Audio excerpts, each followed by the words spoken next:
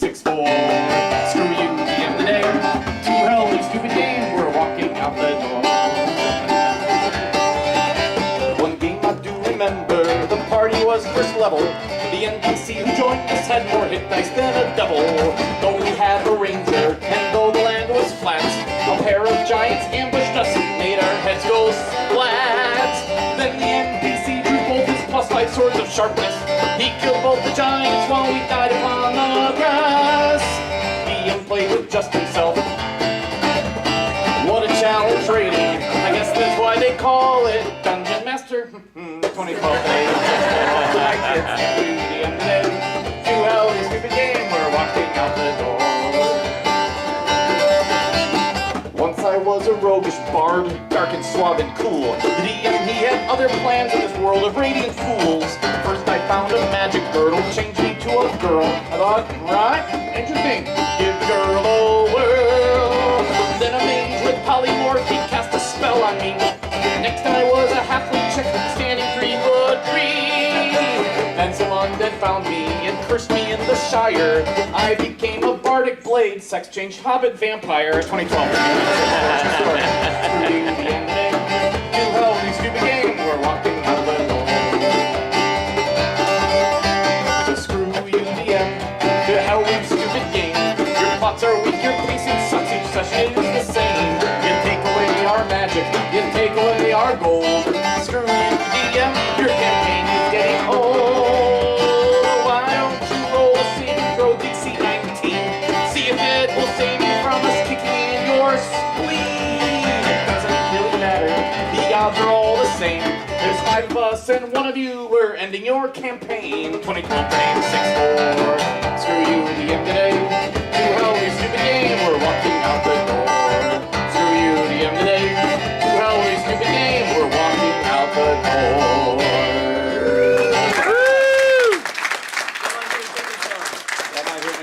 Does everybody know the chorus to the Semi-Human Drinking Song? Yes. If you don't know the chorus, I'll quickly tell you. When we get to a certain part in the song, I will yell out a 3-syllable word, and you will yell out, save. Ready? I'm going to do it in D, okay? Some people don't like D. It's a good key, though. It's really D Dorian, though, so it's... There's never a wine is ever as fine as made by a vineyard elf. RPG diddly dee and we don't fumble as you tumble to the shelf. Cider's made by a whole halfling. Whiskey's made by a gnome. RPG diddly dee and we don't fumble as you tumble to your home. There ain't no beer that brings such cheer as made by an alehouse dwarf. RPG diddly dee and D, don't fumble as a tumble you'll barf. RPG diddly dee and D, we'll sing this song all night. If then my human drinking's wrong, I don't wanna be right. Here we go. Fortitude. Say! Wandered once to the land of the gnomes and they gave me a drink in their hillside home. Gnomish whiskey, single malt. If I drank too much, it's not my fault. Halfling cider from the Shire sets your heart and soul on fire. And a halfling feast all mirth abounds, and a damn my human drinking song. Fortitude. Say! Never a wine is ever as fine as made by a vineyard elf. RPG D&D, don't tumble as you tumble to the shelf. Cider's made by a whole halfling, a whiskey's made by an gnome. RPG D&D, don't tumble as you tumble to your home. There ain't no beer that brings such cheer as made by an alehouse dwarf. RPG D&D, don't tumble as you tumble you'll barf. RPG D&D, we'll sing this song all night. If damn my human drinking's wrong, I don't wanna be right. Fortitude. Say! Wandered once to an elven wood, and everywhere these gazebos stood. Seriously, have you seen Rivendell? It's gazebo, gazebo, gazebo. How it's gazebo, gazebo, gazebo. So I've decided these are bars. Turns out these were elven bars. It'd be totally cool enough. Like, how's it going, man? I had some cheese and some wine. What's that? The dwarves eating salad. It's hilarious. Everywhere gazebo stood, turns out these were elven bars, beer from dwarven breweries, worth the extra calories.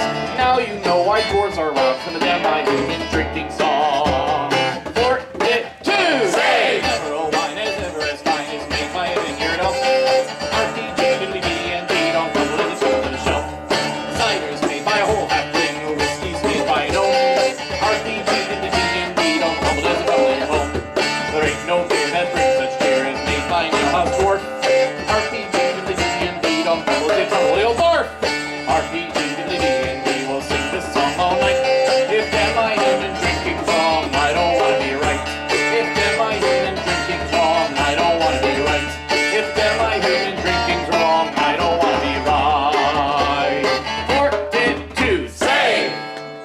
done. Yes, drunken gnome illusionist. Okay, I have a top 3 requested list of songs, and Drunken Gnome Illusionist is definitely one of them. Before I sing it though, I'll tell you all the story of the Drunken Gnome Illusionist. When I was first starting out a few years ago, and by that I mean like many years ago, I'm doing this D&D songs, and I got like a master's in Renaissance and medieval music, which I thought would be like early music performing, scholarly. I learned the lute, and you know what doesn't pay?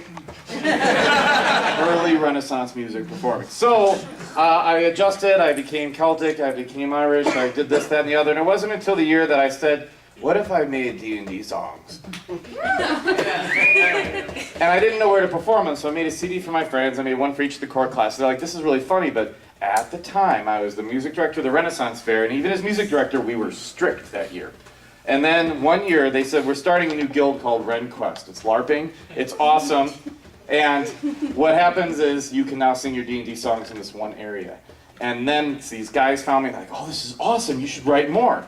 So I'm talking to Penny Williams, who's online with David Zeb Cook, who wrote 2nd edition.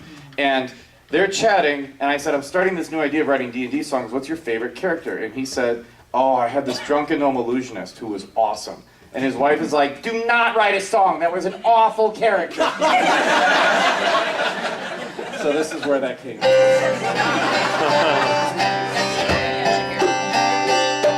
Let me tell you about a story that'll give you much elation about a little gnome who never used any evocation, never cast a necromantic spell to save his life, and never, never, ever abjuration. For he was a gnome illusionist from old edition 2, adventuring for years and years, what's a gnome to do? He settled in the town and he took for him a wife where the whiskey was distilled and it was brewed. And he drank the whiskey down every day and every night, singing at the tavern till the early morning light. He stumbled home at dawn and he gave his wife a fright, casting random spells from off his list. Old timer on a pole and a fourth phantasmal, blurry mirror images, he drove her up the wall. And he always had a little flask of whiskey in his fist, the drunken gnome illusionist. One day when he went out, he heard the people shout, the brewery's destroyed, there'll be no more ale or stout. And also the distillery where all the whiskey's made, the gnome illusionist began to pout. If I ever claim the beast, who took me whiskey? In my world, gnomes are Irish, the elves are either French or Russian, it's a long story. The dwarves are either German or Polish or Scottish, depending on their range. I have all the accents of the human accents adjusted. And then my humans are like, hey, what's up? I don't even know where I am in the song anymore. One day when he went out, he heard the people, if I ever find the beast, who took me whiskey drink? That's why he's Irish, that's why I stopped there and had to grab it. I'll fight him, he's pushed me to the brink. His wife, she laughed and said, now my drunken gnome parades, now you'll be a sober gnome, I think. No, I won't, says he, as he searched and he sought, dusting off spell books that all the time forgot. He realized that he was higher level than he thought, recalling all the spells that he had missed. Improved invisibility and monster shadowing, permanent and powerful illusions they can see. He studied with a little flask of whiskey in his fist, the drunken gnome illusionist. That whole verse is based on my friend Gene, who was playing a half-elf fighter mage for many years named Claude, who was basically high the entire campaign. Not Gene, but the character was. And he wouldn't learn new spells. He would discover spells in the back of his book that he had written years earlier, and then remember this. Oh, I know burning hands.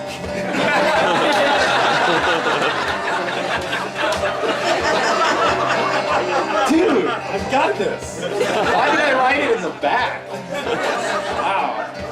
Let's get high. He followed forth the trail of every broken brewery wagon and met some whiskey dealers who were standing in a bragging. They said they saw what broke the whiskey still the other night. Tis the light we tell you, it's a dragon. Was it black? Was it red? Was it green or white or blue? We couldn't really tell, but it took a cask or two. It's living in the cave down by the river out of sight. What's a drunken gnome like you gonna do? The drunken gnome illusionist, he headed to the cave and found some dead adventurers who tried to be so brave. Their torn and mangled bodies laid upon an upper grave, a slaughter that would marvel even Drist, which does not go over well in most audiences, but I appreciate you guys. For the swords and the shields and the armor was the best. Their wizard had a fireball and telekinesis, but no one had a little flask of whiskey in his fist like the drunken illusionist. The drunken drunken gnome illusionist had almost sobered up. He held aloft his whiskey and he toasted bottoms up. Then he heard a voice from high above him sadly ask, "Would you like to share? I got a cup." Well, the dragon wasn't blue or black or red or green or white, silver, copper, bronze or brass or gold as morning light. 'Twas an amber-colored dragon just like whiskey from a flask. "I'd rather share a drink than have a fight." And the whiskey dragon smiled as they shared a drink or two. The drunken gnome illusionist, he knew just what to do. The permanent illusion made the dragon's lair anew, fulfilled the whiskey dragon's lifelong wish. Now the cavern was a cavern where the whiskey here was sold. The dragon had a flagon and the clown would always know. He saved them with the lid, the flask of whiskey in his fist. The drunken gnome illusionist. The drunken gnome illusionist. His wife was really, really pissed. He's a drunken gnome illusionist.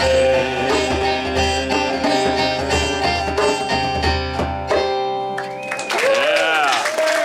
Woo! We'll slow it down and then we'll speed it up. I have an idea. You guys you like Manicores and Owlbears a lot, not much on the sales promotion, but I do have 7 other recordings. So I now have a new one out, Epic Loot. The full edition is out this year. It's really good. I worked really, really hard on it. It's 16 new Dungeons & Dragons songs. Several of them are commissions. Very, very exciting. Those of you who don't know, I take commissions for people's characters or adventuring parties. Just look up my website, danthebard.com, which I also invented this year. Not the internet, somebody else invented it. But I did make the website, which is a big deal for me because I don't do well with technology. And I have a second CD, which if you're into Egyptian Mesopotamian mythology, it's Egyptian mythology in concert, where I play the Egyptian oud and I have a partner, she tells stories, and I sing songs about scraping out mummies' brains and all sorts of stuff. So I do that at like schools and museums and stuff. And then I also have Bard Camp, which is a D&D CD. I have a mix CD, which is Unicorns and Dragons, which is a few D&D songs, some fighting songs, some love songs, some Renaissance songs. I have the Whiskey Brothers, which is my Irish band. We play at a pub every week. We're really good. It's Irish pub music. It's really good. And then I have another storytelling one, Grimm's Grimace, The Darker Side of Fairy Tales. This is the way the Grimm's tales were meant for adults, with all the matricide, fratricide, child abuse, and cannibalism left in. It's won 3 national parenting awards. Junior high category. Nobody writes anything for junior high level kids. It's like, you can't write them like little kid stuff, and you can't write them. So it's cool. And then finally, my very own, this is a very sincere CD, my first piece of work, To Walk the Land. It only has 8 tracks, but it's over an hour long. It's a long CD, and that's me telling stories of like knights and princesses, and it's funny and it's sad, and it was like my first artistic approach to being a bard. And yeah, I was younger then. I remember those days. Just getting his first appearance. Yeah. So anyway, that's your sales pitch. So when you come to the table, you'll have a better idea if you're interested in getting recordings. Again, I do have a booth thing. And I will not be offended if any of you whip out your phones during the thing and like me on Facebook. That's totally cool. Like, it's the one concert where the guy is the problem. If you're checking your email, I will kill you. They do that at my gaming table now. I've had to ban, who has had to ban electronic devices at their gaming table? It's getting out of hand. It's really silly. You know, and my wife is one of the main culprits. She's not here this weekend, but boy, she's... What, is my turn? 18, armor class, okay, 17 points of damage. Ruining my childhood game. So let's be spiritual for a minute. Let's sing a song about reincarnation. How are we doing on time, by the way? 30. Good. Have you hugged an owl bear today? Has an owl bear hugged you? Have you felt its beak and its fur-feathered arms rip your body in two? As I went walking one morning in August through dark and perilous woods, to a sun-dappled grove I casually did rove, and there an owl there stood. Its fine fur and feathers were chestnut and tan. Its beak was as yellow as hay. It stood 10 foot 2 and then said, would you join me?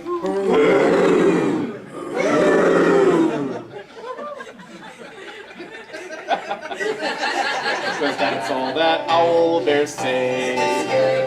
Have you hugged an owl bear today? Everyone, has an owl bear hugged you? Have you felt its beak and its fur-feathered arms rip your body in two. How many of this is your first day on the Bard concert? Really? Cool. Good singers. The owlbear saw me and charged like Monkey bear. monkey bear, monkey bear, monkey. I offered it rations and cherries. It hugged me instead and bit off my head. But as you can see, I got better. It ripped off my arms, and you guys can help me out on this. It's really funny when you do it. It ripped off my arms with a sickening. Tore off my legs at the femur. A druid came by and said, my oh my, I'll have to deal with this later. Have you hugged an owlbear today?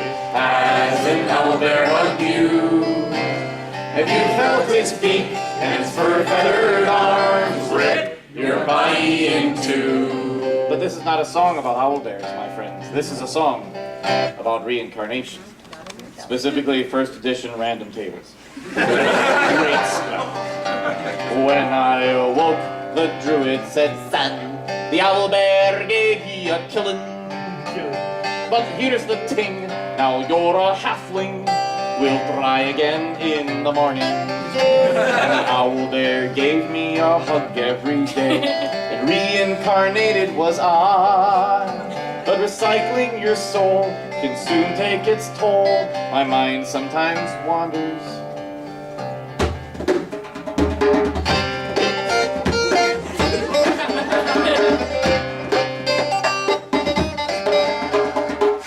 Have you hugged an owlbear today? Has an owlbear hugged you? Have you felt its beak and its fur-feathered arms rip your body in two? I have been reincarnated so much, I should have signed the DNR. Do not reincarnate. I've been a gnome, a bear and a fish. And a fish bear. Fish bear, fish bear, fish bear. Fish bear, oh fish bear, why are you so sad? Why don't you tell us the troubles you've had? Like, do you breathe water, or do you breathe air? Fish bear, fish bear, fish bear. You go. Fish bear, fish bear, fish bear. What of your troubles won't you tell us? Is it the owlbear that makes you jealous? I sing that song all the time at the fair, but not fish bear, fish bear, fish bear. Fish bear, fish bear, fish bear. Oh, my, oh my. Oh, why don't you try some B complex to get you out of the doldrums? Some potassium nitrate to soothe the whole hums. How about some red wine with dopamine true? Or try some fish oil, or is that too easy? Is that what sets you into a royal? That people are taking pills made of fish oil? No one takes pills made from oil of bear. Fish bear, fish bear, fish bear. Fish bear, fish bear, fish bear. This is the single worst song I've ever penned. But it's mid-season, it could be a trend. I'll sing it anyway, it's the Ren Fair. Fish bear, fish bear, fish bear. Fish bear, fish bear, fish bear. I once was a tree, and a ranger asked me into some tables and chairs. I once was an elf, but now I'm myself, singing a song about owlbears. Owlbears, owlbears, owlbears. No, stop, stop. Now you're gonna have you hugged an owlbear today? Has an owlbear hugged you? Have you felt its beak and its fur-feathered arms rip your body in two? Have you felt its beak and its fur-feathered arms rip your body in two?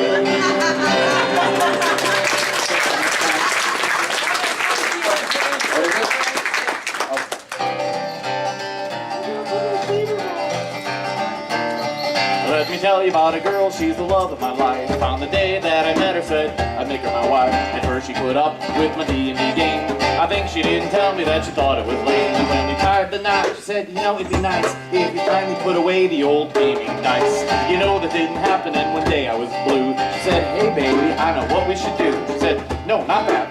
Listen to me. I think I'm ready for to try D&D. Call your friends and get them over here now. I'll even make a character, and that's how she is. My hot gamer wife with a dragon t-shirt. My hot gamer wife, she's a LARPing flirt. Dodecahedrons her ear and such. Her 20s are natural, ever said too much. She's my hot gamer wife. Her pencils are sharp and her dice are pristine. She's got the cutest little mini that you ever seen. When we sit at the table, the sling dice and hack. No one I'd ever rather have at my back. She can sum up the whole darn campaign plot, and that's why, boys, you know I love her a lot. When the dice she rolls, you never get annoyed, cause she's counting all her buffs. She adds like a droid, and you can't keep up with that arithmetic graph. Nobody's fault, she's got the fireball math. 4, 6, 2, 1, 2, 3, 6, 5, 4. About the sound of the dice, it's 38, no more. She's my hot gamer wife with a dragon t-shirt. My hot gamer wife, she's a LARPing flirt. Dodecahedron for ears and such. Her 20s are natural, ever said too much. She's my hot gamer wife. May the gods help all the NPCs who want to spar with my girl verbally, with a rapier wit and tongue that's so sharp. Watch out, boys, when she gets up to LARP. She puts the R in RPG, setting the bar for diplomacy. Her dice bags a die fuzzy plush for a start, and her dice trays pink polka dot at the heart. Her dice they sparkle, her colorful ladies more polychromatic than Tiamat in the 80s. She wears, isn't that an awesome lyric? That's just my favorite, like, of all my CDs. It took me like 20 minutes to figure that out. Polychromatic, the Tiamat in the 80s. She wears a tiara, you know she's the best. And that's why, boys, she's my gamer princess. She's my hot gamer wife with a dragon t-shirt. My hot gamer wife, a LARPing flirt. Dodecahedrons for ears and such. Her 20s are natural, ever said too much. She's my hot gamer wife. Hot gamer wife. And if you get the CD, I have a penny whistle blues solo between the verses, a lute solo, and a trumpet solo. She's my gamer wife.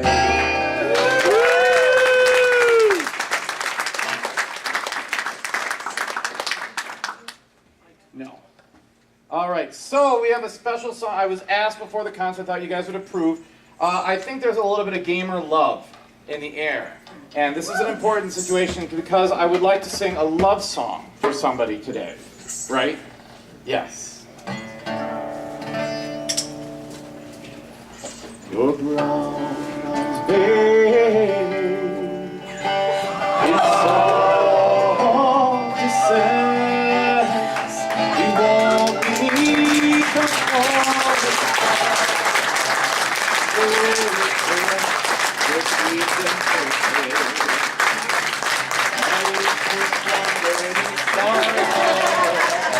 I want to see in moonbeams and grace. Sweet silver angel dreaming of grace. I think she said yes. Is this a dream? Or am I awake? I see you before me, your smile beheld, your chestnut brown eyes peer deep into me, revealing my wish, your lips for to kiss. What glory abounds as you bring them to me. One more kiss. Thank you, my dear. Thank you, my lady. Thank you, my dear. Thank you, my lady. Let's give them a round for that.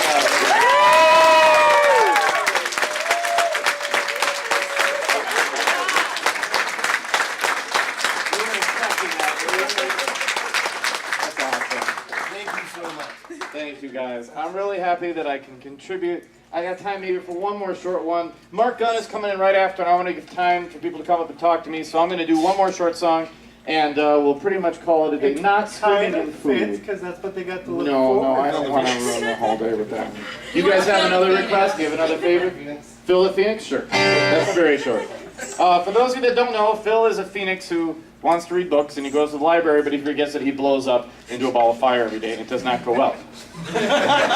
Phil the phoenix was bored, and he wanted much more than to spend all his time just waiting to die, to rise up again, again and again, again and again, again and again. Phil the phoenix was smart, a mind like a dart. He wanted to learn much more than to just burn. He wanted to fill up his knowledge with skill. So to the library flew the phoenix named Phil. He flew and he soared through doors and landed upon a brown desk. Made quite a mess. The library clerk, she smirked as she worked. She said, "You'll be needing a library card." That's how the librarians in like the suburbs of Chicago talk. You'll be needing a library card. It's really. How many of you actually know what a library card catalog is? All right, good. I'm very excited. He said, "I am Phil, 2 L's, 1 Y. I like to read books or I once again die." She said, "Come on in, we close right at 10. Try not to molt on the card catalog." Oh, Phil-la-la-la, Phil-la-la-loo, a phoenix so smart, what else could he do? Oh, Phil-la-la-la, Phil-la-la-lee, Phil went to the library. Oh, Phil-la-la-la, Phil-la-la-loo, why didn't Phil think this thing through? Oh, Phil-la-la-la, Phil-la-la-lee, to be an ornithological tragedy. As a reminder, if you're not going to keep those little postcards I gave you, if you could turn them in, it would be great. I hate wasting paper. And you guys are awesome. I still got one more verse, but I'm trying to talk and like give myself a close out. Up next will be Mark Gunn. Jedi drinking song. Phil founded some tomes by elves, dwarves, and gnomes, all about kings and magical things. He learned about planes and nature's domain. Phil was as happy as he'd ever been. One scroll he unrolled, a story so old about an old phoenix. It's hard to rhyme phoenix. Phil realized his tale was about Uncle Dan. All there is Kleenex. That's all I came up with. It didn't make sense, so hard to rhyme phoenix. See that? Hard to rhyme phoenix. Turning on. Oh no, I gotta start over. About an old phoenix. It's hard to rhyme phoenix. Who disappeared about a century ago. It's about his Uncle Dale, I got it now. The poor old Phil was oh so thrilled. He was enraptured as he read the last chapter, forgot his condition of random ignition. Before the last page, he blazed up in fire. The book then was burned. Phil never did learn his Uncle Dale's story of Phoenix's glory. The library clerk lost her smirk. This won't work. You'll have to learn from a scholar or bard. Phil-la-la-la, Phil-la-la-lore. If you're a phoenix, it's hard to find lore. Oh, Phil-la-la-la, Phil-la-la-la. It's hard to read books if you are flammable. Phil-la-la-la, Phil-la-la-lad. Have you heard a story so sad? Oh, Phil-la-la-la, Phil-la-la-lee, as a combustible parrot in a library. So thank you all for coming out to the Dan the Bard concert.